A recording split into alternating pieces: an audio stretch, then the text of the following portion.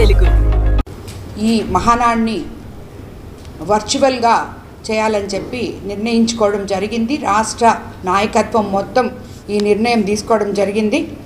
పొదుపు చర్యలో భాగంగా మహానాడును హైబ్రిడ్ పద్ధతిలో పొదుపు మహానాడుగా జరపాలని మన తెలుగుదేశం పార్టీ అధినేత గౌరవనీయులు చంద్రబాబు నాయుడు గారు, నారా లోకేష్ బాబు గారు ఇద్దరు నిర్ణయించడం జరిగింది. ఈ నెల్లూరులో 3 రోజులు నిర్వహించి తలపెట్టిన మహానాడు స్థానంలో మంగళగిరి పార్టీ కేంద్ర కార్యాలయంలో ఈ నెల 27, 28 తేదీల్లో మహానాడు హైబ్రిడ్ పద్ధతిలో నిర్వహించుకోబోతున్నాం. రాష్ట్ర టీడీపీ కార్యాలయం ఆదేశాల మేరకు ఎన్టీఆర్ భవన్లో స్టేజ్ ఏర్పాటు చేసి రాష్ట్ర వ్యాప్తంగా 1845 క్లస్టర్లలో స్క్రీన్లు ఏర్పాటు చేసుకొని ఈ మహానాడిని పొదుపు మహానాడుగా నిర్వహించుకోబోతున్నాం. మనమందరము ఎన్టీఆర్ భవన్ నుండి పాలిట్ బ్యూరో సభ్యులు, నియోజకవర్గం నుంచి ఆన్లైన్ విధానంలో మంత్రులు, ఎంపీలు, ఎమ్మెల్యేలు, ఎమ్మెల్సీలు, కార్యకర్తలు కార్యక్రమంలో పాల్గొనే విధంగా మహానాడు కార్యక్రమంలో పాల్గొనే విధంగా ఏర్పాట్లు చేసుకుంటున్నాం. తీర్మానాలతో సహా ఇతర అన్ని అంశాలు మహానాడు విధానాల్లో పాటిస్తూ హైబ్రిడ్ మోడల్లో మహానాడుని మనము నిర్వహించుకోబోతున్నాం. అలాగే తెలుగుదేశం పార్టీ నాయకులు, కార్యకర్తలు, కుటుంబ సభ్యులు అందరూ అధిష్టానం సూచనల మేరకు ఇందులో పాల్గొని విజయవంతం చేయాలని చెప్పి కూడా నేను మీ అందరినీ కోరుకుంటున్నాను.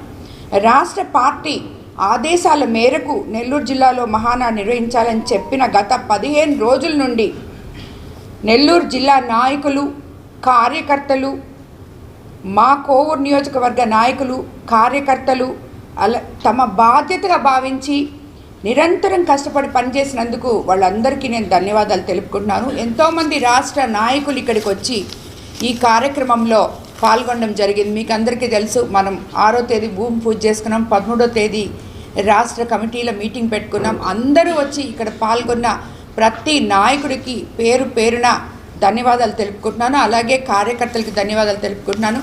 అందరికన్నా ముందుగా మన జిల్లా ప్రెస్ మొత్తం ఈ ఒక్క మహానాడు నెల్లూరు జిల్లాలో జరగబోతుంది అంటే తమ ఇంట్లో పండగలాగా ప్రెస్లో ఉన్న సోదరి మనలందరూ భావించి జిల్లా నాయకత్వానికి అందరికీ అండగా నిలవడం జరిగింది. ఈరోజు వాళ్ళందరికీ కూడా నేను ధన్యవాదాలు తెలుపుకుంటున్నాను. రాబోయే రోజుల్లో మన ముఖ్యమంత్రి చంద్రబాబు నాయుడు గారిని మళ్ళీ తిరిగి తప్పకుండా కోవూరు నియోజకవర్గానికి తీసుకొచ్చి ఒక మంచి ప్రోగ్రాం మనం చేసుకుంటామని చెప్పి నా కోవూరు నియోజకవర్గ ప్రజలందరూ కూడా కొంచెం వాళ్ళు బాధపడడం జరిగింది.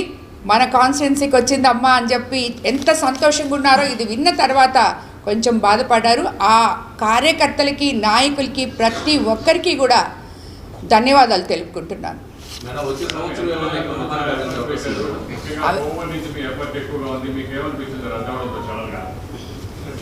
అది చాలా బాధాకరమైనప్పటికీ మన ముఖ్యమంత్రి చంద్రబాబు నాయుడు గారు ఆదర్శంగా తీసుకున్న కొన్ని నిర్ణయాల్లో తెలుగుదేశం పార్టీ నాయకులుగా, సభ్యులుగా, ఎమ్మెల్యేలుగా ఆయనతో కలిసి నడవడం, ఆయన చెప్పిన విధానాన్ని మనం పాటించడం మన బాధ్యత. కాబట్టి తప్పకుండా ఆయన ఏది చెప్తే దాన్ని మేమంతా కూడా శిరసావహిస్తాం. కాకపోతే కార్యకర్తలు కూడా అందరూ చెప్పారు. నిన్ననే రాష్ట్రం నుంచి మాకు అందరూ మాట్లాడారు. పెద్దలందరూ అచ్చెన్నాయుడు గారు, రామానాయుడు గారు, పల్లా శ్రీనివాసరావు గారు అందరూ మాట్లాడారు. ప్రతి క్లస్టర్లో కూడా ఈ మహానాడు ఒక దగ్గర పెట్టి, ఒక స్క్రీన్ పెట్టి పొద్దున్నుంచి సాయంత్రం వరకు ప్రతి కార్యకర్త, నాయకులు అందులో పాల్గొని వర్చువల్గా ఈ మహానాడు ఏదైతే మహానాడులో మనం చేయాలనుకున్నామో తీర్మానాలు 2 రోజులు తీర్మానాలు ఉంటాయని మీకు అందరికీ తెలుసు. అటువంటి తీర్మానాలు ఉంటాయి, ప్రసంగాలు ఉంటాయి, ముఖ్యమంత్రి గారి ప్రసంగం ఉంటుంది, వర్కింగ్ ప్రెసిడెంట్ గారి ప్రసంగం ఉంటుంది. అన్నీ మహానాడిని అలాగే జరుపుతాం. కానీ పరిస్థితులకు అనుకూలంగా పొదుపు మహానాడులాగా మనం ఈసారికి పొదుపు మహానాడు జరుపుకోబోతున్నాం. దాంట్లో ప్రతి ఒక్క కార్యకర్త, నాయకుడు పాల్గొనాలని చెప్పి మిమ్మల్ని అందరినీ కూడా కోరుకుంటూ ధన్యవాదాలు తెలుపుతున్నాను. దానికి ఏది నిర్ణయించినా పెద్దలు ముఖ్యమంత్రి నారా చంద్రబాబు నాయుడు గారు ఆయన నిర్ణయాల మేరకు నడిచే ఒక క్రమశిక్షణ అయిన పార్టీ ఇది. ఆయన ఎక్కడ ఎప్పుడు ఏం చెప్తే అది చేయడానికి మేమంతా ఒక సైన్యంలాగా పనిచేస్తాం. కాబట్టి నిర్ణయాలన్నీ పెద్దలకే వదిలేస్తాం.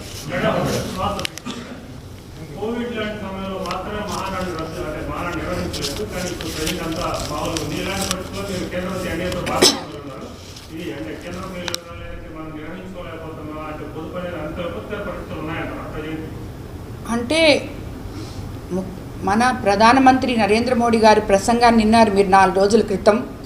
తర్వాత మన ముఖ్యమంత్రి నారా చంద్రబాబు నాయుడు గారి ప్రసంగాన్ని విన్నారు. ఏదో లేకపోతే పెద్దలు అంత ముందు సూచనలు ఇవ్వరు. కాబట్టి వాళ్ళ సూచనలు ఇచ్చారు కాబట్టి మనం తప్పకుండా ప్రజల సంక్షేమం కోసం ఏది వాళ్ళు ఆలోచించినా ముందు ప్రజల కోసం ఆలోచిస్తారు. ప్రజల సంక్షేమం కోసం వాళ్ళు ఆలోచించిన తీసుకున్న నిర్ణయాల్ని మనం తప్పకుండా పాటించాలి. మహానాడు ప్రాంతాన్ని ఇప్పటికే భారీగా కూడా ఖర్చు పెట్టారు. ఈ స్క్రీనింగ్స్ కానీ ఏదైనా ఈ 2 రోజులు ఏర్పాటు అక్కడ ఇంకేముండవు. ఇంకా మీరే పెట్టినట్టు అవన్నీ ఏం లేదు, కానీ అదంతా వేరే లేదు అని చెప్పారు. కొంచెం బాధ అనిపించింది. తర్వాత మన ప్రజల క్షేమం కోసం కాబట్టి ఏదైనా కూడా వాళ్ళ కోసమే. మహానాడు చేసేదైనా ప్రజల కోసమే. ఇప్పుడు ఈరోజు ఇక్కడ కాదు, ఇది ప్రజల క్షేమం కోసం మనం చేస్తున్నాము అన్నప్పుడు మనం ఆనందంగా దాన్ని కూడా స్వాగతించాలి. మీరు చూస్తున్నది టైమ్ 9 తెలుగు డిజిటల్ నెట్వర్క్. సమాజం కోసం సరికొత్త ఆలోచన.